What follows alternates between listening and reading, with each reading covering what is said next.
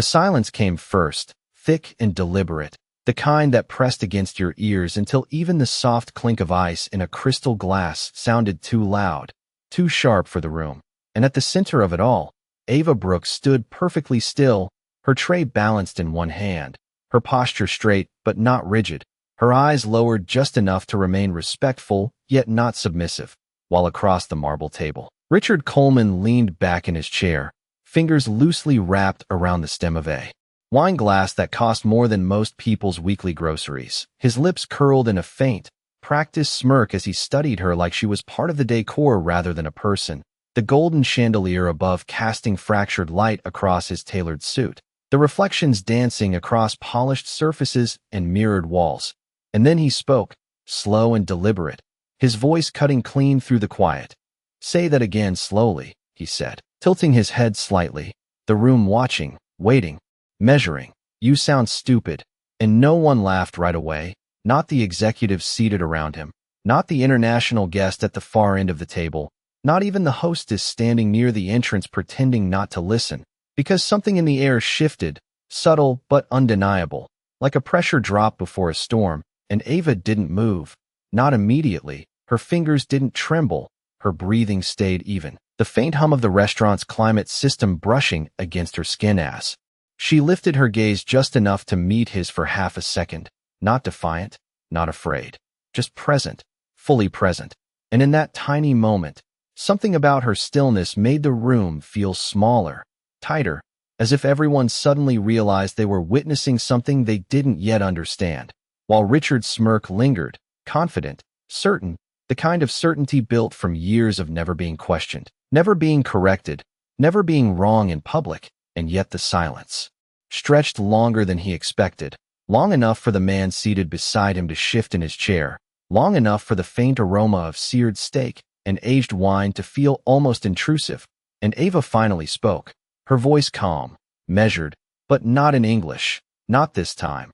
The syllables flowing in precise, fluid Arabic, clear and controlled, carrying across the table with a quiet authority that didn't need volume to command attention. And just like that, the air changed, completely. The room froze in a different way now, not with anticipation, but with realization.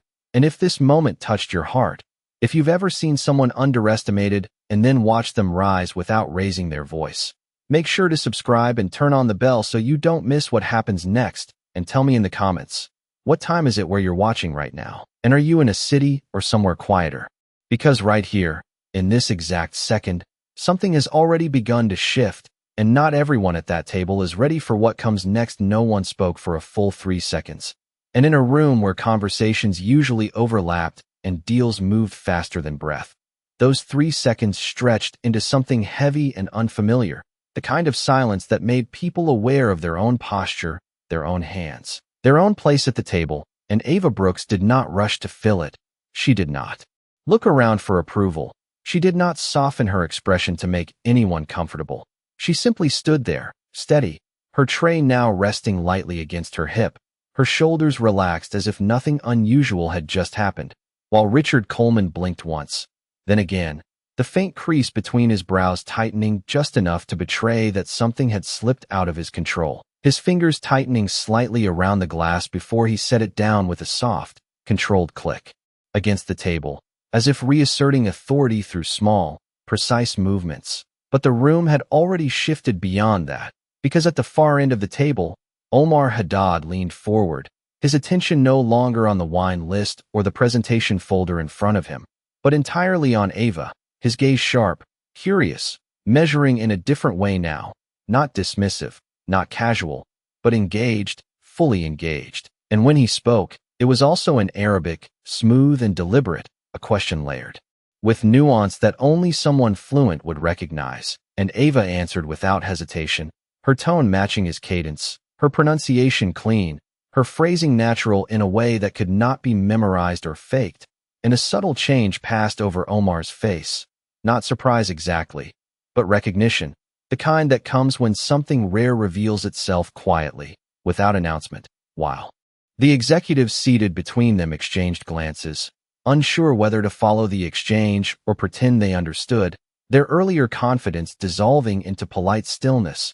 and Richard's jaw tightened just slightly, not enough for most to notice, but enough to signal that the moment had moved beyond him, that the script he had been writing in his head no longer applied, and he cleared his throat, a low sound meant to pull attention back, to reset the balance, but it did not land the way it usually did, because no one immediately looked at him, not even the man seated to his right who had laughed at his comment seconds earlier, and Ava finally shifted her weight, just a fraction, enough to set the tray down on the edge of the service station beside her, the polished surface catching the reflection of her name tag, Ava Brooks. Simple, unremarkable, except now it carried a different weight in the room. And when she spoke again, this time in English, her voice remained calm, respectful, but anchored in something deeper. "Would you like me to clarify the menu options, sir?" she asked, not as a question of permission, but as a professional offering, precise and composed, and the contrast was unmistakable, because where Richard's earlier words had been sharp and dismissive, hers carried no edge at all. No retaliation, no attempt to reclaim pride through force, just clarity, just presence. And that difference settled over the table like a second layer of silence. Quieter but more powerful, the kind that did not demand attention yet held it completely. And for the first time since the evening began, Richard did not respond immediately, his gaze lingering on her a fraction longer than before, as if trying to reconcile two versions of the same person, the one he had dismissed and the one now standing in front of him, unchanged yet entirely redefined. While Omar leaned back slowly in his chair, a faint, thoughtful smile touching the corner of his mouth, as though he had just discovered something far more valuable than the deal he came to discuss. The air did not return to normal, not the way it usually did after an awkward moment passed, because this one did not pass. It settled, it lingered, threading itself into every glance and every breath at the table, and Richard Coleman felt it before he fully understood it, that subtle shift in attention, the way the room no longer orbited him quite the same way, and he adjusted in the only way he knew how, by straightening his posture, by smoothing an invisible crease along his sleeve, by reclaiming space without raising his voice.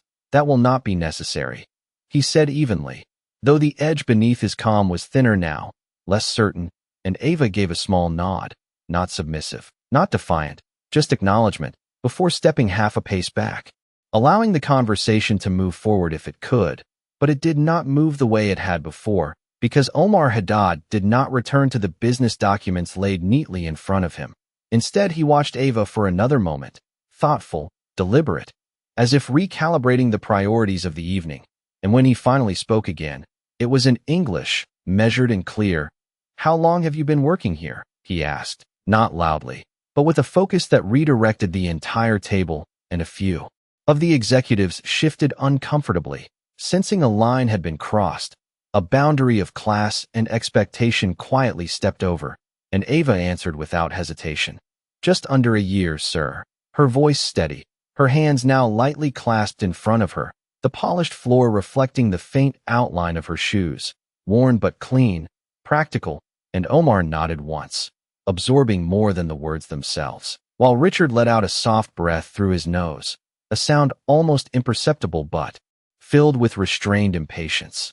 "We are here to discuss the expansion agreement," he interjected, attempting to guide the conversation back to familiar ground, to contracts and numbers and leverage, the things he controlled, and for a moment it seemed the room might follow him, a few heads turning, a few hands brushing against folders, but Omar did not shift, his attention remained where it was, and that stillness carried more weight than any interruption, and language matters in agreements. Omar replied calmly, his tone polite but anchored in quiet authority. "Precision matters," and the words landed without force yet altered the direction of the moment, because they were not just about translation, not just about vocabulary, they were about understanding, about nuance, about the kind of awareness that could not be bought or assumed, and Richard's gaze flickered, just briefly, toward Ava, then away, as if recalculating in real time, measuring risk where he had expected none, while Ava remained exactly where she was, neither stepping forward nor retreating, her presence now a fixed point in the room's shifting balance, and the faint hum of conversation from other tables felt distant, almost disconnected from the quiet intensity gathered here, and one of the junior executives cleared his throat softly, unsure whether to speak, unsure which direction carried safety now, while the server station behind Ava caught a sliver of chandelier light, reflecting it back in fractured patterns that moved slightly as people adjusted in their seats. And in that subtle, almost invisible movement, something became clear without being spoken. The hierarchy that had seemed solid at the start of the evening was no longer untouched, not broken, not yet, but unsettled, and Richard knew it, even if he did not show it. His fingers tapping once against the table before going still, as if reminding himself of control, while Omar finally leaned back, folding his hands loosely, his expression thoughtful, composed, but no longer neutral. Perhaps, he said slowly, we should revisit a few details before moving forward. And it was not a rejection, not an accusation, but it was enough to pause momentum, enough to shift leverage, enough to turn a routine dinner into something else entirely. And Ava, standing just to the side, said nothing, yet her silence now carried a different meaning. No longer invisible, no longer overlooked, but quietly undeniable. The pause that followed was not loud, not dramatic, but it carried weight in the way only quiet realizations could, and Richard Coleman felt it settle across the table like a thin layer of pressure, invisible yet impossible to ignore, his usual rhythm disrupted in a way that did not come from confrontation, but from something far more unsettling, the loss of control, without anyone openly taking it. And he adjusted again, this time more carefully, leaning forward just slightly, his hands resting flat against the edge of the marble table as if grounding himself in something solid. Then let us revisit them efficiently, he said, his tone measured, composed, but tighter now, less fluid than before, and one of his senior executives quickly nodded, flipping open a leather folder, eager to restore structure, to return to numbers, timelines, projections, the familiar language of authority. But Omar Haddad did not reach for the documents. Instead, his gaze shifted briefly toward Ava, then back to Richard, and there was a quiet recalibration in that movement, subtle but decisive. Clarity is not efficient when it is incomplete, Omar replied, his voice calm, almost reflective, as if he were thinking aloud rather than challenging anyone directly. And the statement hung there, open-ended yet precise. And for the first time that evening, Richard did not respond immediately, not because he lacked words, but because he understood, on some level, that the ground had shifted beneath the conversation itself, and Ava, standing just outside the circle of seated power, became the quiet center of that shift, not by speaking, not by asserting, but by simply remaining exactly as she was, composed, attentive, present, her eyes moving briefly to the table setting as she adjusted a misplaced glass by less than an inch. The small motion almost invisible yet deliberate, restoring order in a way that contrasted sharply with the tension unfolding above it. And one of the younger executives glanced at her, then quickly looked away, as if unsure whether acknowledging her now would reveal something about his own awareness, while the ambient sounds of the restaurant continued in soft layers beyond the private dining space. Muted conversations, the distant rhythm of footsteps, the faint clatter of dishes, all of it reminding the room that the world outside this table remained unchanged, even as something inside it was quietly unraveling. And Richard finally exhaled, a controlled breath that signaled decision rather than defeat. Very well, he said, his voice steady again, though the confidence now carried a trace of calculation. Which details would you like to address first? And Omar did not answer right away. Instead, he leaned back slightly, his fingers interlacing loosely as his gaze drifted, not to the documents, not to Richard, but to Ava once more.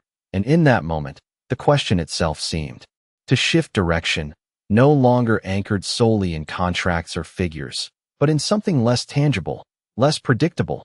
And Ava felt it, even without looking up, the subtle pull of attention, the way the room had begun to include her without invitation, without permission, and she did not step into it. She did not retreat from it. She simply remained, her posture unchanged, her presence steady, as if she understood something the others were only beginning to realize. That power did not always announce itself, that sometimes it revealed itself quietly, in the space between words, in the moments where silence spoke louder than anything else, and Omar's expression softened just slightly, not in warmth, but in recognition, as if a piece of the evening had finally aligned. "The language of the agreement," he said at last, his tone thoughtful, deliberate, "and whether it reflects intent or assumption." And the distinction landed with quiet precision, because everyone at the table understood, in their own way, that intent could be negotiated, but assumption could cost everything.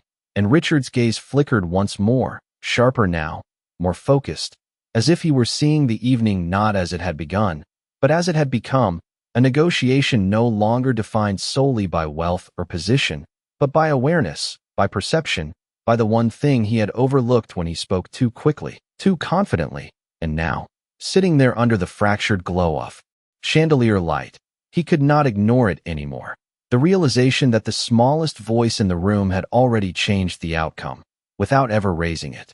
The words did not echo, yet they settled into every corner of the table with a quiet finality that made even the smallest movements feel deliberate.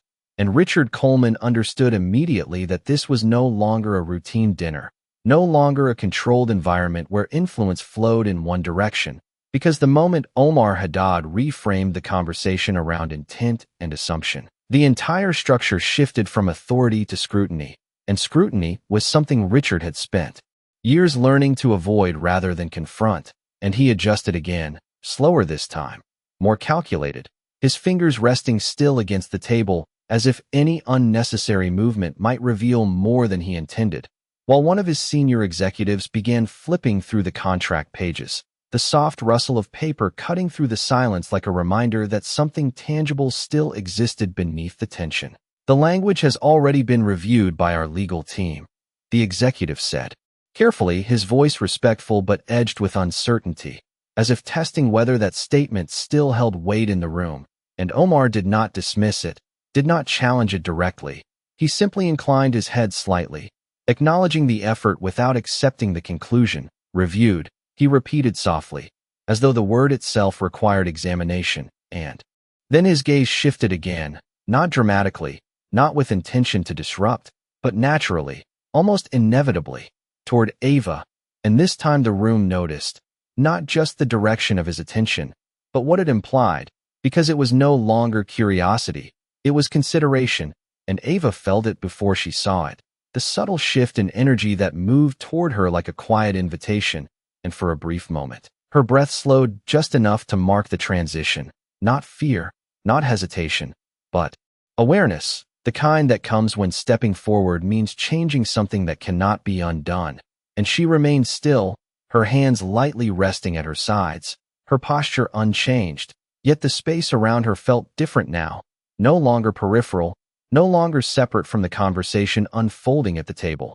While Richard followed that same line of attention, his eyes landing on her with a sharper focus than before. Not dismissive this time, not casual, but searching, as if trying to understand how a moment he had controlled so easily had slipped beyond his grasp, and the faint tightening of his jaw betrayed something deeper than irritation.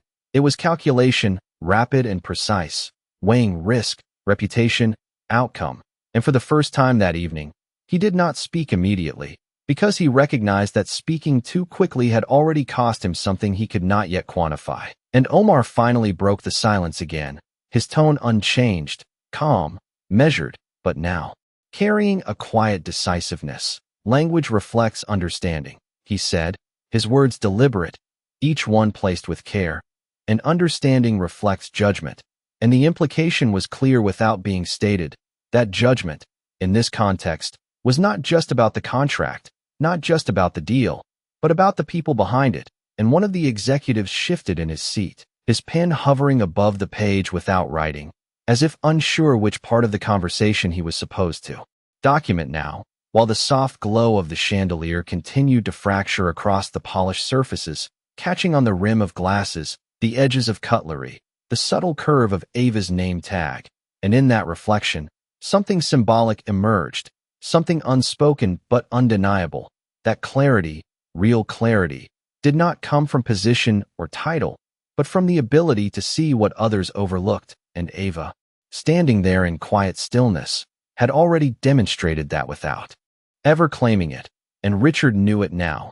Not fully, not comfortably, but enough to feel the shift in balance. Enough to recognize that the next words spoken in this room would not just shape the deal.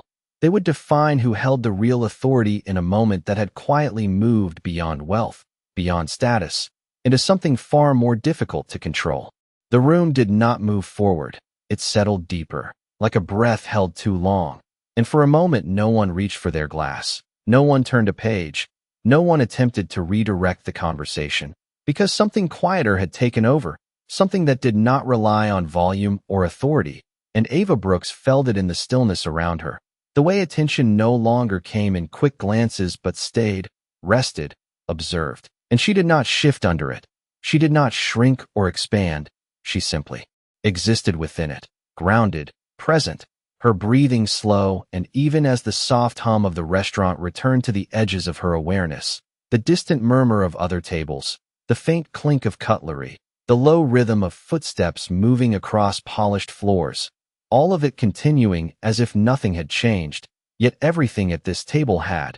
And Richard Coleman leaned back slightly in his chair, not in comfort, but in recalibration, his fingers now resting loosely against the armrest. No longer tapping, no longer asserting control through motion, but withdrawing into stillness as he reconsidered, not just the deal, but the moment that had led here, and his gaze drifted once more toward Ava, slower this time, more deliberate, and there was something different in it now, not respect yet, not fully, but recognition beginning to form, the kind that unsettled more than it reassured, while Omar Haddad remained composed, his posture relaxed, his hands loosely folded, but his eyes attentive, not scanning the room, not measuring the executives, but anchored in the quiet shift that had taken place, as if he understood that the most important part of the evening had already happened and everything else would simply follow its direction, and no one rushed to speak, because speaking would have broken something fragile and precise, something that had aligned without effort. And Ava allowed herself one small breath, deeper than the last, her shoulders easing just slightly, not in relief, but in acceptance, as if she had stepped into a space she had never intended to enter, yet somehow belonged in. And she glanced briefly at the table, not at the people, but at the details, the alignment of glasses, the angle of folded napkins, the quiet order that still existed beneath the tension, and she adjusted one setting by a fraction, a movement so small it could have been missed entirely, yet it carried a quiet intention, a return to balance. And in that simple act, something softened, not the situation, not the stakes, but the atmosphere itself, the sharp edge of tension giving way to something steadier, more grounded, and Richard noticed it, not the movement itself, but its effect, the way the room no longer felt like it was tipping, the way the moment held without collapsing, and he exhaled slowly, a controlled breath that did not signal defeat, but awareness, the first step of something he had not planned for. And Omar's expression shifted just slightly, the faintest hint of approval passing across his features, not directed openly, not acknowledged aloud, but present nonetheless. And for a brief moment, no one spoke, because there was nothing that needed to be said, the silence itself carrying more clarity than any explanation. And in that silence, the hierarchy that had once been rigid now felt flexible, no longer defined by titles or expectations, but by presence, by awareness, by the ability to remain steady when everything else shifted.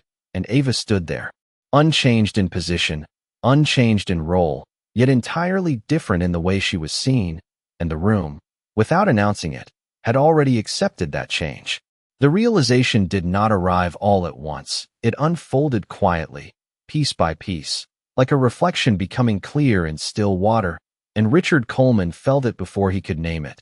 The subtle inversion of something he had always taken for granted, because for years every room he entered had followed a predictable pattern. Attention moved toward him, decisions aligned with him, outcomes bent in his direction. But now, sitting beneath the soft fracture of chandelier light, he recognized something unfamiliar, the absence of that certainty, and it was not taken from him, not challenged directly. It had simply shifted elsewhere, and his gaze moved again, slower now, more intentional, settling on Ava Brooks not as a passing observation, but as a focal point. And for the first time, he did not look at her as someone outside the equation.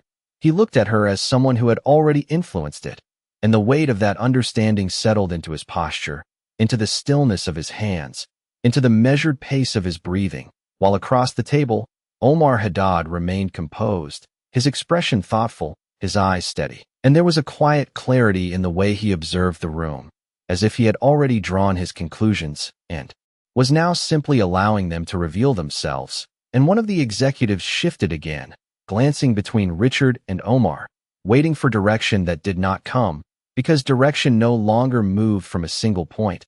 It hovered, suspended, waiting for alignment rather than command. And Ava stood exactly where she had been, her presence unchanged, her expression calm, her posture grounded. Yet everything about how she was perceived had transformed, and she felt it not as pressure, but as awareness, the kind that sharpened without overwhelming. And when Omar finally spoke again, his voice carried a quiet decisiveness that did not need emphasis. Understanding is not something you assume, he said, each word placed with care. It is something you demonstrate. And his gaze shifted briefly toward Ava, not to single her out, but to acknowledge what had already been shown. And that acknowledgement landed more powerfully than any formal recognition, because it was not granted, it was observed. And Richard absorbed it in silence, his jaw tightening just slightly before relaxing again, as if adjusting to a truth he could not ignore. And for a moment, the memory of his earlier words lingered in the space between them, not repeated, not confronted, but present, undeniable. And he understood, not fully, not comfortably, but enough, that those words had revealed more about him than he intended. And that realization did not come with anger. It came with a quiet, measured restraint, the kind that replaces reaction with consideration. And he leaned forward just slightly, his voice lower now, more controlled. Then perhaps, he said, choosing each word carefully, we should ensure that every part of this agreement reflects that level of understanding. And it was not an admission, not an apology, but it was a shift, a subtle repositioning that acknowledged the moment without surrendering entirely to it. And Omar inclined his head once, a small, approving gesture that signaled alignment rather than victory, while the executives around the table began to move again, pens touching paper, documents sliding into view. But the energy had changed, the pace slower, more deliberate, as if each action now carried greater weight. And Ava remained still, not stepping forward, not stepping back, her presence now woven into the structure of the room in a way that could not be undone. And the faint reflection of her name tag caught the light once more, simple, unembellished. Yet now it carried something far beyond its surface, a quiet testament to the moment that had redefined everything without ever raising its voice. The shift did not need to be announced because everyone at the table felt it settle into place, not like a victory, not like a loss, but like a quiet correction that could no longer be ignored. And Richard Coleman sat with it, his posture composed yet no longer rigid, his hands resting still, as if he had finally accepted that control did not always come from holding tighter. Sometimes it came from seeing clearly. And his eyes moved once more toward Ava Brooks, not quickly, not dismissively, but with intention. And this time there was no trace of earlier arrogance, only a measured recognition that lingered longer than before, while the soft glow of the chandelier reflected across the table, catching in the edges of glass and silverware, illuminating small details that had gone unnoticed earlier in the evening. And it was in those details that the moment grounded itself, not in grand gestures, but in quiet awareness. And Richard drew a slow breath, the kind that marked a decision rather than a reaction. And when he finally spoke, his voice was lower, steadier, stripped of the edge it had carried before. "Miss Brooks," he said, addressing her directly for the first time, the formality subtle but deliberate. And a few of the executives glanced up, sensing the shift not just in tone but in intent. "Your clarification earlier was precise," he continued, choosing his words carefully, as if each one mattered more now than it had before. And Ava met his gaze briefly, her expression unchanged, calm, attentive, not seeking acknowledgement yet not avoiding it either.